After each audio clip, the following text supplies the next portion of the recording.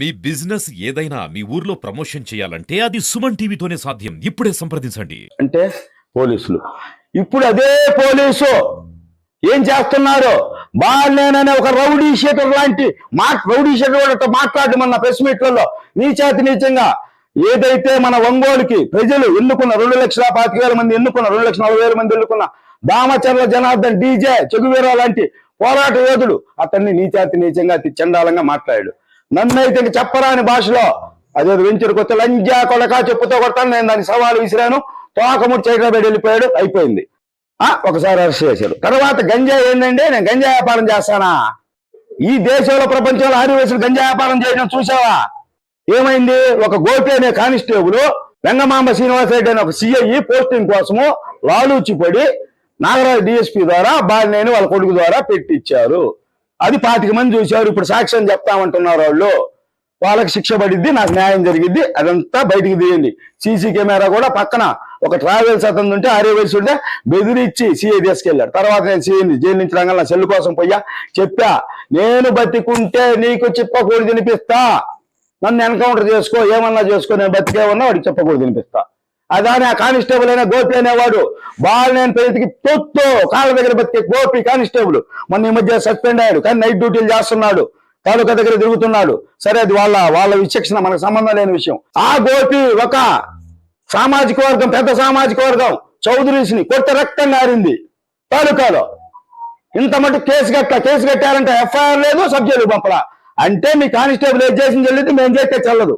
Right, చేయండి. మీ రాష్ట్రం మీది, మీ హవా. గంజాయి గోపి రాష్ట్ర. ఇప్పుడు ఫైనల్గా ఏంటంటే అండి, బాలినేని శ్రీనివాసరెడ్డి మీద నేను కేసు పెట్టొచ్చా, మీరు అందరు సాక్ష్యం, అన్ని పేపర్లు టీవీలో వచ్చింది. ఇప్పటికి 78 గంటలు 80 గంటలు అయింది. ఇంత మటుకు ఎందుకు ఎఫ్ఐఆర్ చేయలేదు, ఎందుకు అరెస్ట్ చేయలేదు? అంటే ఆయన అంటే భయ్యమా, భక్త్యా, గతంలో మీకు పోస్టింగ్లు ఇప్పించారనా? ఎస్పీ గారు మీరు లేరప్పుడు కొంతమందికి ఇప్పించి ఉండొచ్చు, మీరు దాన్ని చాలా సీరియస్ గా తీసుకోవాలి.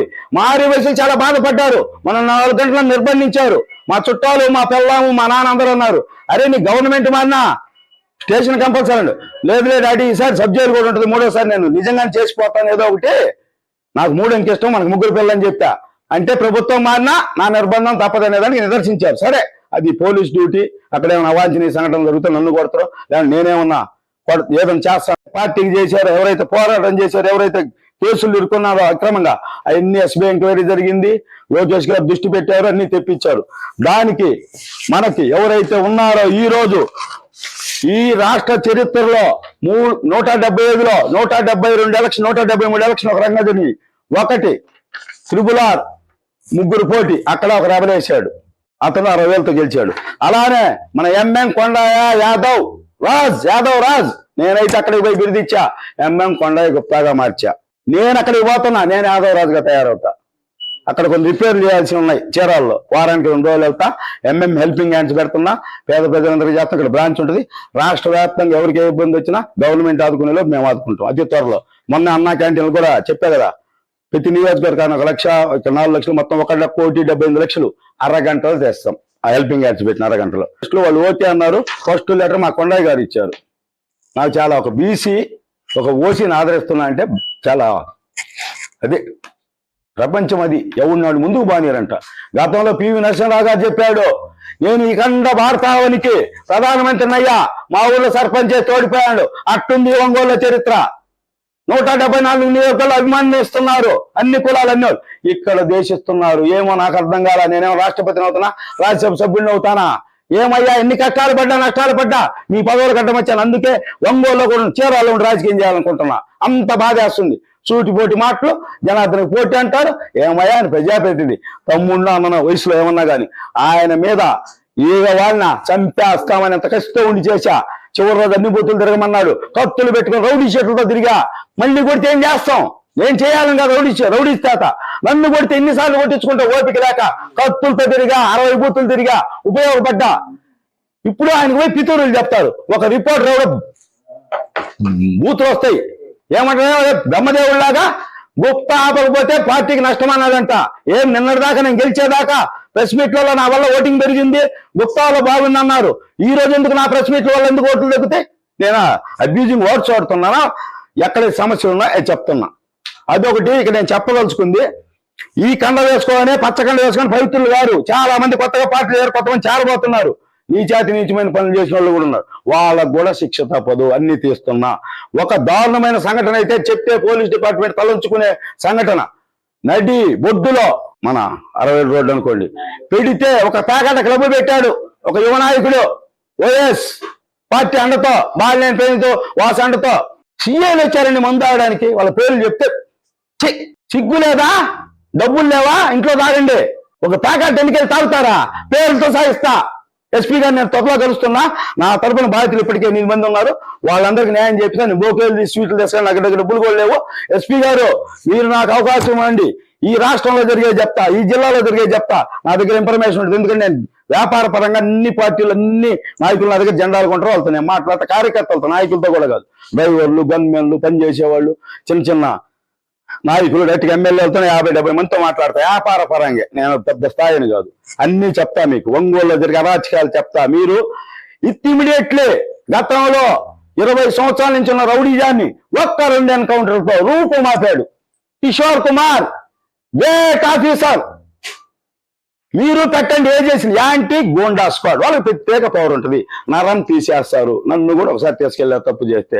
నేను హ్యాపీగా ఫీల్ అయ్యా. తప్పు చేశాను, తీసుకెళ్లారు. సరే వ్యాపారస్తుని కాబట్టి గౌరవించారు, ఒక దెబ్బ కొట్టి పంపారు. నేను కూడా హ్యాపీగానే ఫీల్ అయ్యా. తప్పు చేస్తే ఒక దెబ్బ పడిందని. ఏమండి ఇక్కడ ఎన్ని తప్పులు జరుగుతున్నాయి? ఎక్కడికి దెబ్బలేదు, అసలు లాఠీలు ఉన్నాయి. ఎంత స్టేషన్లలో నాకు తెలిసిన 2 సార్లు పోయా. సరే లాఠీలు లేవని చెప్పారు. కొనండి అయ్యా, గల్లుకి రిపేర్ చేయండి అయ్యా, ఆయిల్ పెట్టండి అయ్యా, తీయండి అయ్యా. ఎంతకాలమో సంఘ విద్రోహ శక్తులను వదిలేస్తారు. ఎస్పీ కిషోర్ కుమార్ ఆదేశాలతో ఇప్పుడు రిటైర్డ్ అయ్యాడు. ఎక్కడ ఉన్నాడు? ఏజెస్ ప్రభాకర్ రావు గారు ఒంగోలులోనే ఉన్నాడు. ఆ టీం మొత్తం ఇప్పుడు డ్యూటీలో ఉన్నాడు. రవన్న కావచ్చు, హనుమంతు కావచ్చు, ఏజెస్ రెడ్డి గారు కావచ్చు, ఇప్పుడు సీసీఎల్ ఎస్ఐ అందరూ ఉన్నారు రన్నింగ్ లో. వాళ్ళ సలహాలు సూచనలు తీసుకుని ఒక టీం ఏర్పాటు చేయండి. ఈ జిల్లాలో ఎస్పీ గారు మీరు చేయండి. అన్ని జిల్లాలో దీని ఆదర్శంగా కొండయ్య గారికి చెప్పాను. అది బాపట్ల, ప్రకాశం జిల్లా చేయండి. ఆ తర్వాత లోకేష్ గారి ద్వారా అన్ని జిల్లాలు పెట్టిద్దాం. ఏజెస్ భయపడతారండి. ఏజెస్ అనగానే ముందు అసలు సొగము నేరాలు ఘోరాలు తగ్గుతాయి. నేను నా కోసం చేయటం లేదండి. ఏమయ్యా బాలినేని శ్రీనివాసరెడ్డి ఒంగోలుకు నానా లేకుంటే పోలీసు భాష దేనికయ్యా అతను ఓడిపోయి పారిపోయిన వాడిని ఎందుకు తేలేరు? మాకు రఘురామన్ తెచ్చిన రాసుకొని రాలేరా అంటే జగన్ చెప్తే చేస్తారు. ఇప్పుడు ఎవరు చెప్పాలి? 3 రోజులు చెప్పిస్తా. ఇదే లోకేష్ గారి చేత లాక్కొని స్టేషన్ లో పెట్టకపోతే తొడగొట్టి చెప్తున్నా. ఎట్లా తప్పించుకుంటారు? చూద్దాం. అమెరికా బాతులు లాక్కొస్తారు. ఏం తమాషా చేస్తున్నాడు? ఎంత దారుణం జరుగుతుంది? అరెస్ట్ చేయరా? నాకు 60 వయసులు ప్లస్ నన్ను నమ్మే కొంతమంది సామాజిక వర్గాలు కాదు. ఎవడైతే పోరాటం చేస్తామని చాలా మంది ప్రేమిస్తారు. ప్రేమించడం లవ్ కాదు, అభినందనలు తెలుపుతారు. వాళ్ళందరూ నాకు ఫోన్ టచ్లోకి వచ్చారు. అన్నా మన 60 వయసుని భయంకరమైన పదం వాడితే నువ్వెందుకు దొంగకున్నావు, దీక్ష చేయకుండా అన్నారు. అయ్యా ఇక్కడ చేస్తే తీసుకెళ్ళి లోపలేస్తారా? మళ్ళీ ఈసారి బెయిల్ ఇస్తలేదు, మళ్ళీ సబ్జెక్టుకు పోవాలి. నేను చీరాల కేంద్రంగా విత్ ఇన్ డేస్ లో రాష్ట్ర వ్యాప్త ఉద్యమానికి చేసి అక్కడ మాకు ఎంఐఎం కొండ గుండెల్లో పెట్టుకుంటా అన్నాడు. తల్లిలాగా చూసుకున్నాడు. తల్లిని కొడుకట్టు చూసుకున్నట్టు చూసుకుంటా అన్నాడు. అతని ఆధ్వర్యంలో 100 మందితో ధర్నా చేస్తా. అప్పుడు అరెస్ట్ చేయరు. చూద్దాం. అది మిస్ అయితే గుంటూరు, తిరుపతి, విజయవాడ 13 జిల్లాల్లో ధర్నాలు చేపిస్తా. తర్వాత చాలా దారుణంగా ఉంటుంది. లోకేష్ గారిని గెలిచిన తర్వాత చాలా దారుణాలు జరుగుతాయి. అది వేరే విషయం. ఈ లోపు ఎందుకు అరెస్ట్ చేయరు? డిమాండ్ చేస్తున్నా. తర్వాత